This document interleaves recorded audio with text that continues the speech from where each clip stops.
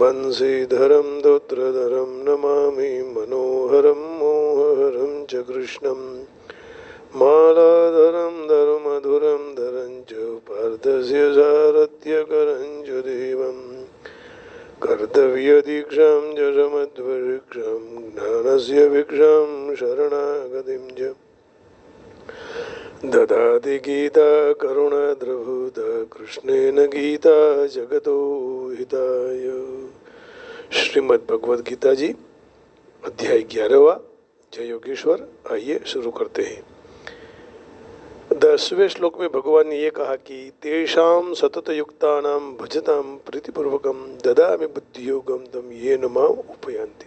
जो मुझे प्रेम से निरंतर सतत भजन करते रहते हैं उनको मैं बुद्धि योग देता हूँ और बाद में वो मुझे प्राप्त कर लेते हैं। अभी भगवान कहते हैं तेषामेवानुकंपार्थम अहम अज्ञानजं तमः नाशयम्यात्मभावस्थो ज्ञानदीपेन भास्वतः।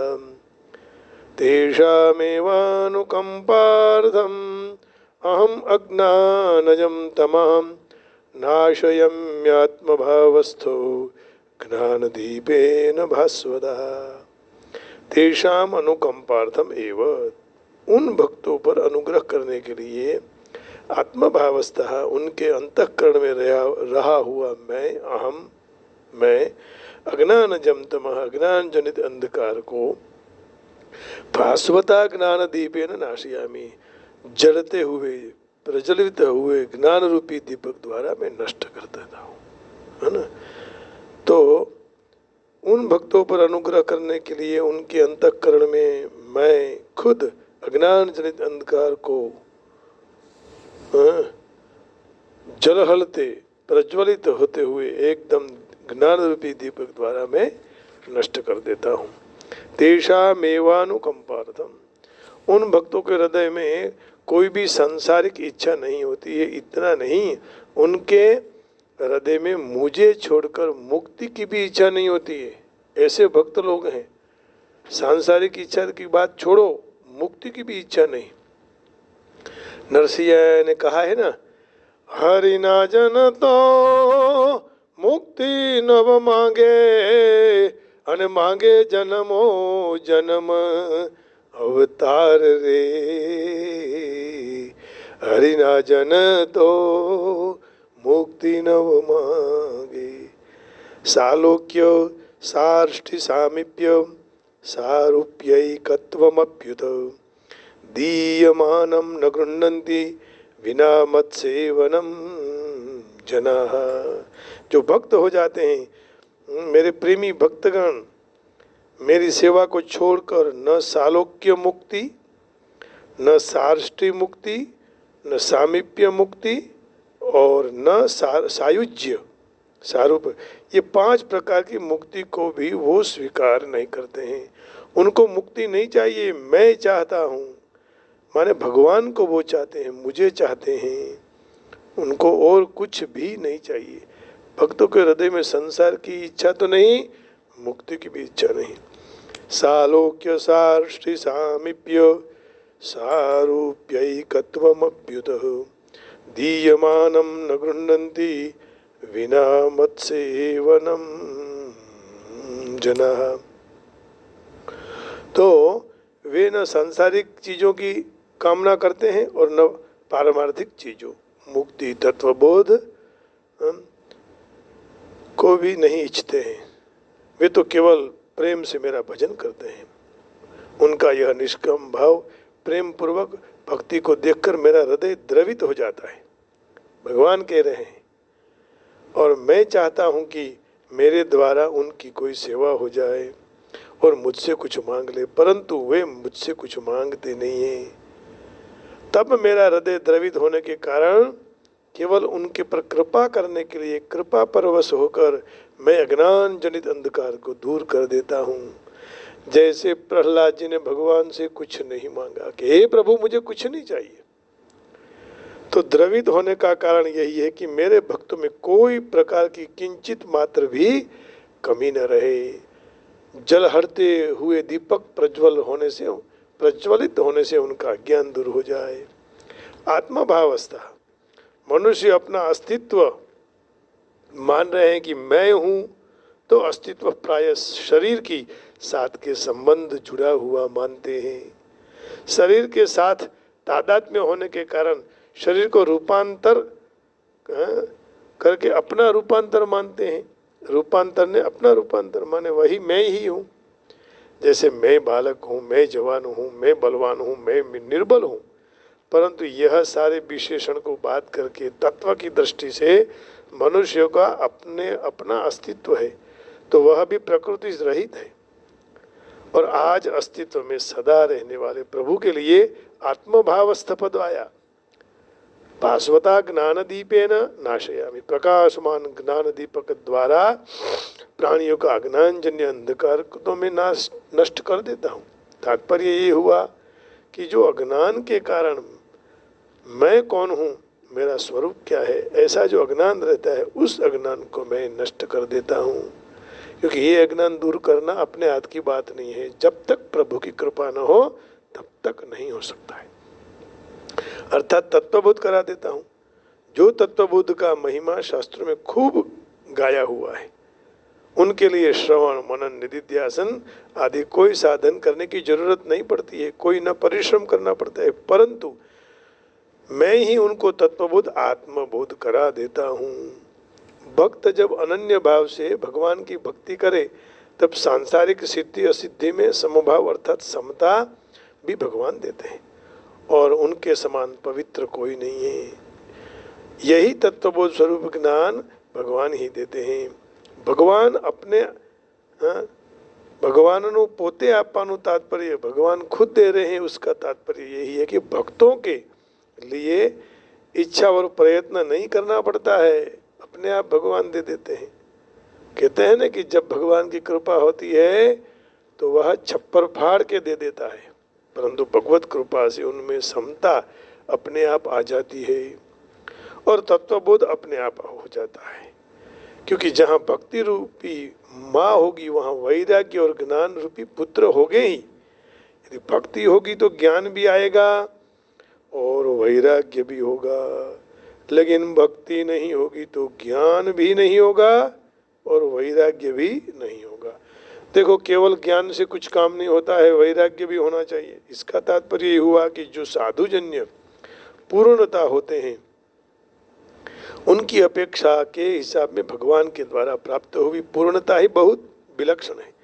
उसमें अमूर्त अपूर्णता की गंध भी नहीं है।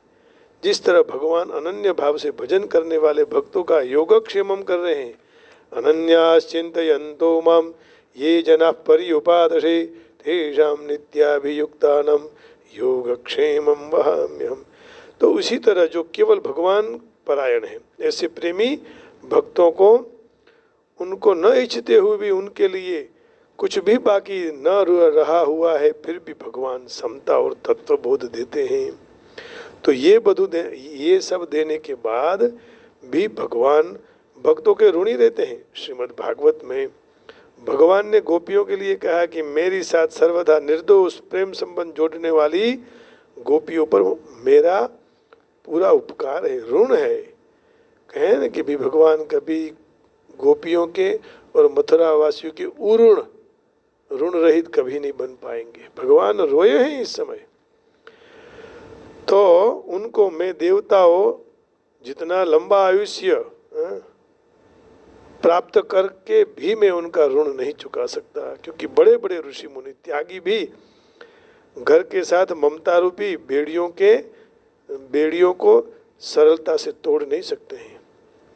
ऐसी दुर्गम ममता रूपी बेड़ियों को गोपियों ने तोड़ डाली है।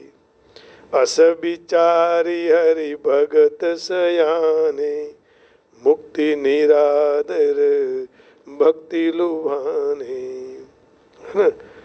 तो गोपियों ने भगवान को इतना प्यार किया कि भगवान उससे मुक्त नहीं हो सकते। और वो भी कैसा प्यार किया है? निस्वार्थ। ये सांसारिक प्रेम नहीं है। अस विचारी हरि भगत सयाने मुक्ति निरादर भक्ति लुभाने। तो दुर्गम ममता रूपी बेड़ियों को गोपियों ने तोड़ डाली है, दूसरे कोई तोड़ नहीं सकते हैं। भक्तों भगवान के भजन में इतने तल्लीन रहते हैं, है ना, कि उनको खबर ही नहीं रहता कि उनमें समता आई है और स्वरूप का बोध हो गया है। जो कभी खबर भी पता लग जाए तो भी उनको आश्चर्य होता है कि ये समता और बोध कहाँ से आए। तो वे अपने में कोई विशेषता न देखें और उसके लिए भगवान से प्रार्थना करते हैं कि हे नाथ, आप समता और बोध नहीं, दुनिया के उद्धार का अधिकार भी आप दे देते हो। बोध तो शायद हो जाए, वो भी आप करवा दो, है? लेकिन तो भी हम लोगों को कुछ मालूम नहीं होना चाहिए कि हमारे में ये विशेषता है।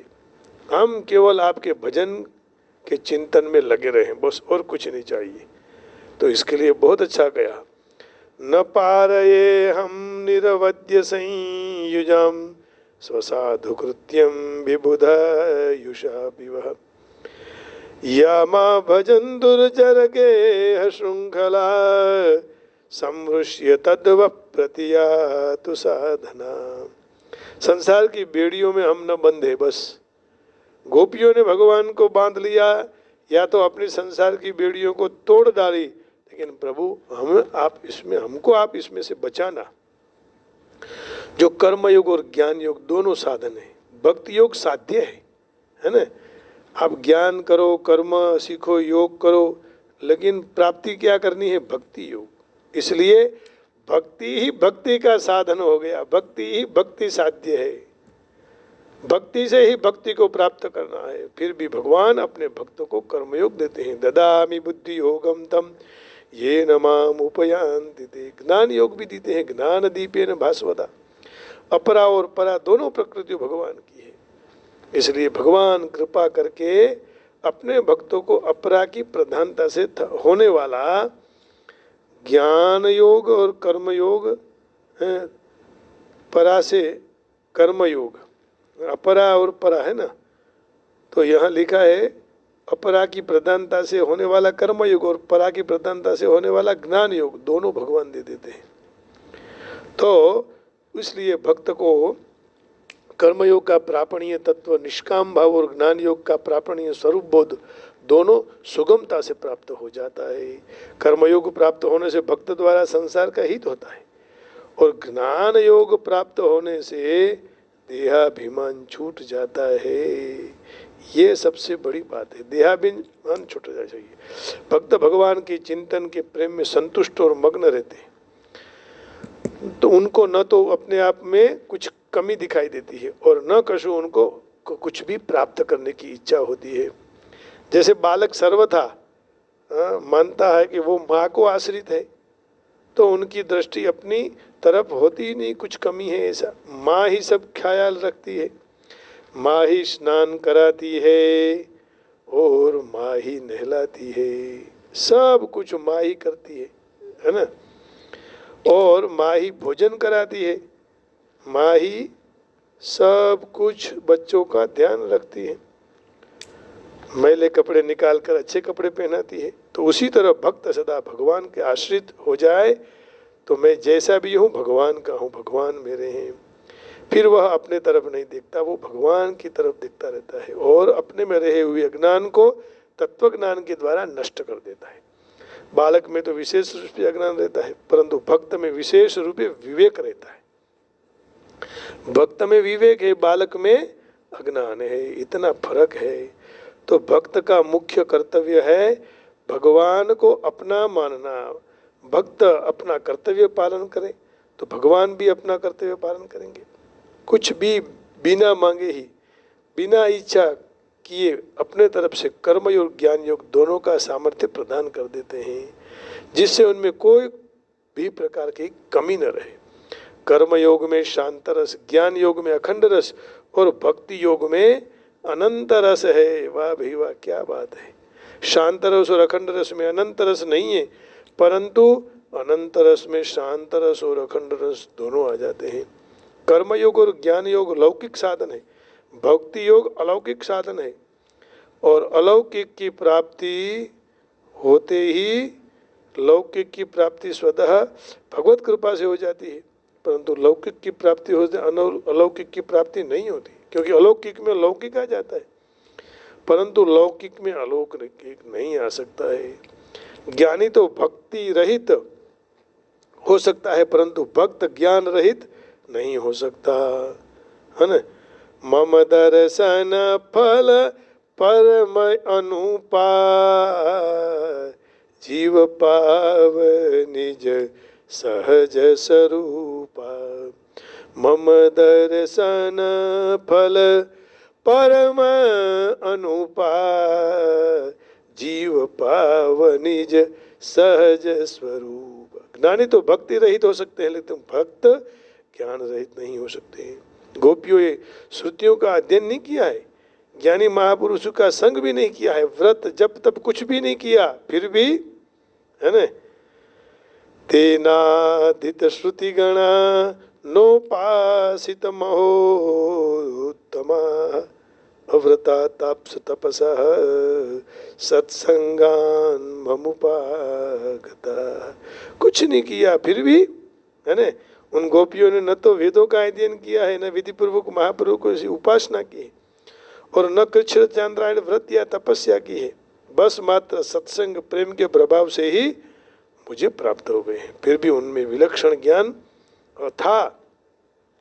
न खलु गोपिका नंदनो भवान, अखिल देहि नाम अंतरात्म ध्रुव, विघ्न सार्थितो विश्वगुप्तये, सख उदेयिवान सात्वताम कुले। गोपी कहते हैं, हे सखे, अब सत्य रूप से मात्र यशोदा के पुत्र नहीं है, बल्कि संपूर्ण प्राणियों के अंतरात्मा के साक्षी हो। ब्रह्मा जी की स्तुति सुनकर विश्व की रक्षा के लिए आप इस यदुकुल में प्रकट हुए हैं। न खलु गोपिका नंदनो भवान, अखिल देहि नाम अंतरात्म ध्रुव, विघ्न सार्थितो विश्वगुप्तये, सख उदेयिवान सात्वताम कुले। Means you are not only Yashoda's son, you are all worlds, you are God, or you are came in earth for protect to all world, not only for India, all world you are protecting। इसलिए विलक्षण ज्ञान है उनमें। इनका अर्थ ये हुआ कि भक्त के स्वरूप को बोध हो जाता है। वासुदेव सर्वमिति समहात्मा सुदुर्लभ, हो गया ना, है? तो आत्मभावस्थः जीव भगवान में रहते हैं, क्योंकि भगवान का अंश है। भगवान का अंश है ना जीव। जीवय विनाशी, जीव परमात्मा का अंश है, जीव अविनाशी। वास्तव में भगवान के जीव रूप प्रकट हुए हैं, भगवान जीव रूप में प्रकट हुए हैं, क्योंकि भगवान की परा प्रकृति होने से जीव भगवान का अभिन्न है। उपनिषद में कहा है कि शरीरों की रचना करके स्वयं भगवान उसी में प्रविष्ट हो जाते हैं। चेतन अमल सहज सुख राशि, चेतन अमल सहज सुख राशि, जीव अविनाशी, जीव अविनाशी है, अंश चेतन अमल सहज सुख राशि, ईश्वर अंश जीव अविनाशी, चेतन अमल सहज सुख राशि। भगवान उनमें प्रविष्ट हो जाते हैं। तत्सृष्ट्वा तदेवानुप्राविशत्, तैत्तरीय उपनिषद, तत्सृष्ट्वा तदेवानुप्राविशत्। तो बहुत बढ़िया आज का पद्य रहा। ये अवश्य इसकी चर्चा ज्ञान और वैराग्य के समय प्रथम अध्याय में करनी चाहिए। महात्म्य में जब भक्ति की बात आती है तो मेरा कहने का तात्पर्य यही है कि संबंध भक्तों पर भगवान की अलौकिक विलक्षण कृपा को बात सुनकर अर्जुन की दृष्टि भगवान की तरफ जाती है और कृपा से प्रभावित होकर अग्रिम 4 श्लोक में भगवान को अर्जुन भगवान की स्तुति करते हैं कि भगवान ही सब कुछ है, ईश्वर ही सब कुछ है, ये स्तुति करने लग जाते हैं। तो जब भगवान चैतन्य महाप्रभु वाराणसी में थे तो हरे कृष्ण कृष्ण कृष्ण हरे हरे इस मंत्र से प्रभावित हो जाते थे लोग और वो कीर्तन करते रहते हैं। हरे राम राम राम हरे हरे, हरे कृष्ण कृष्ण कृष्ण हरे हरे, हरे राम राम राम हरे हरे। ये जब कीर्तन करते थे तो हजारों लोग उनके पीछे पीछे जाते थे, प्रभावित होकर भगवान के कीर्तन में लग जाते थे।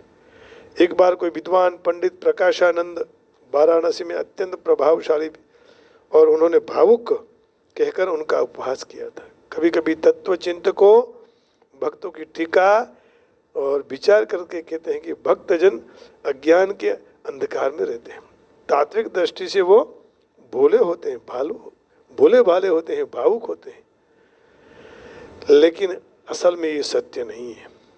एवं ऐसे अनेक विद्वान पंडित हो गए जिन्होंने भक्ति के तत्वज्ञान का निरूपण किया है, परंतु कोई भी भक्त जो उनके साहित्य को अथवा अपने सद्गुरु का लाभ न ले फिर भी भक्ति में निष्ठापूर्वक स्थित रहे और उनके हृदय में निवास करते हुए कृष्ण स्वयं आंतरिक तरह से सहाय करते रहते हैं। तो कृष्ण प्रेम में भक्त ज्ञान विहीन नहीं रह सकता है।